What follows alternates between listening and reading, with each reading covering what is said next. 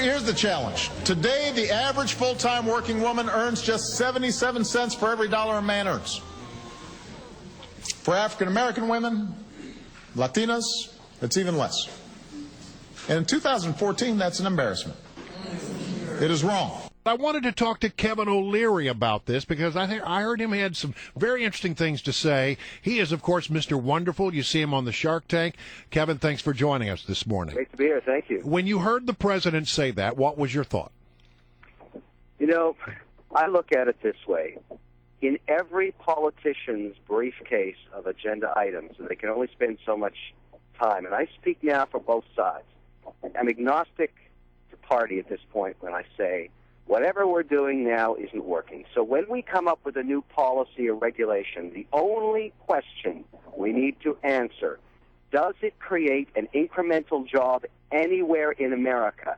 And this initiative does not do that. It is a complete waste of time and energy and only burdens our businesses with more bureaucracy, paperwork, and regulation, which is killing us.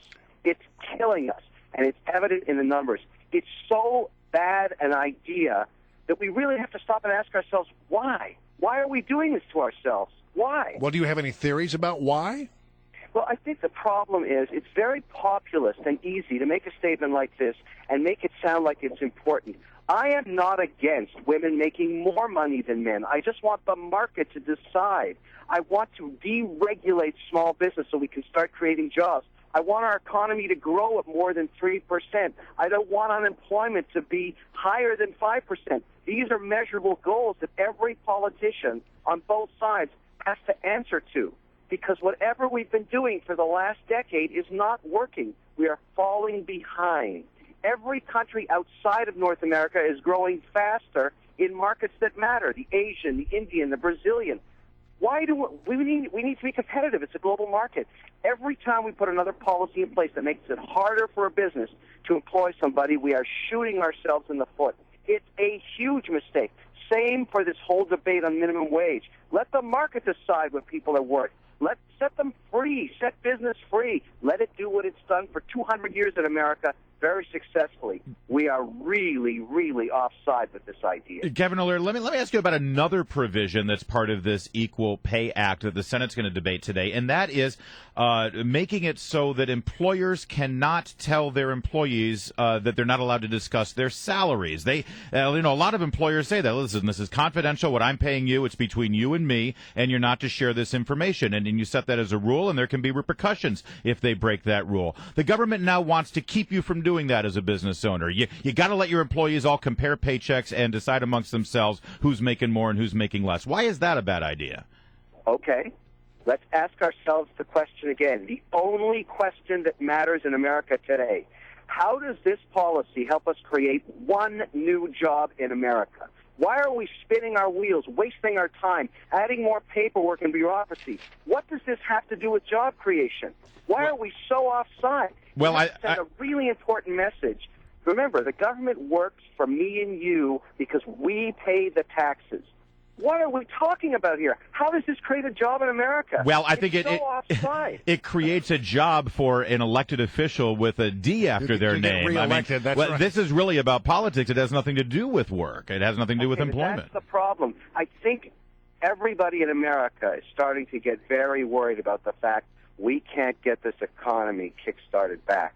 It's been in recessions many times before, and it's always come roaring back with 4 to 6% GDP growth, so we were competitive globally. That's not happening. Why? What have we changed in the last 5 years to make us so uncompetitive? This is another example of it. Why is this important at all to any of us that pay taxes? Who cares? How is this going to help create a job? Every time a politician opens their mouth now, I want to hear the answer to how it's created a job. I want to focus on jobs. Everything else doesn't matter. Everything else doesn't matter. The only thing that matters in America today is creating a job. That will solve our problems. I don't want to hear any more ideas like this. I want you to tell me every time you open your mouth. It's a message from a taxpayer now. Show me how you're spending your time creating a job in America. That's all I care about. You know, I always love the passion that you bring, not only to discussions like this, but also on the Shark Tank. But there is one burning question that I've always wanted to know, because I do watch the Shark Tank, and I sit down with my daughter and we watch it and we yell at the TV, "Take the money!" And we just wonder if on occasion, do you ever just get the feeling that you want to reach out and just smack Mark Cuban? Well, Mark and I, love to work together. We have a lot of respect for each other. We're actually in a bunch of deals together. You'd be surprised. We care about the entrepreneurs we support. We want to do everything in our power to make them successful, because it's good for us as investors, and that's what the fuel of our economy is. It's always been a great thing for people to take their money, risk it, start businesses. There's nothing better than that, particularly for the topic we've been talking about. And Cuban and I are competitive. We don't always agree. Deal structure matters. I like royalties. I like cash flow. I like to get paid to wait. He likes different structures, and we fight about it. But we always have one common courtesy: let's make money as investors. And that's what we've done. We've competed. We've gone to deals together. I love Shark Tank for what it is. I'm so proud of the fact that a 9-year-old boy or girl would watch that show and come up to me, as happened recently in San Francisco airport, and say, "I want to be on Shark Tank." And I asked this young girl why, and her mother was running up to me. She said to me, "I want to be free one day." She'd already assimilated the creation of wealth with personal freedom.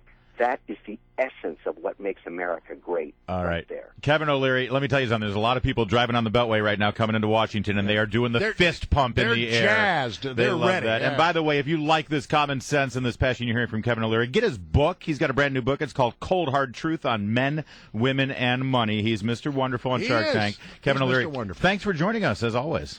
Take care.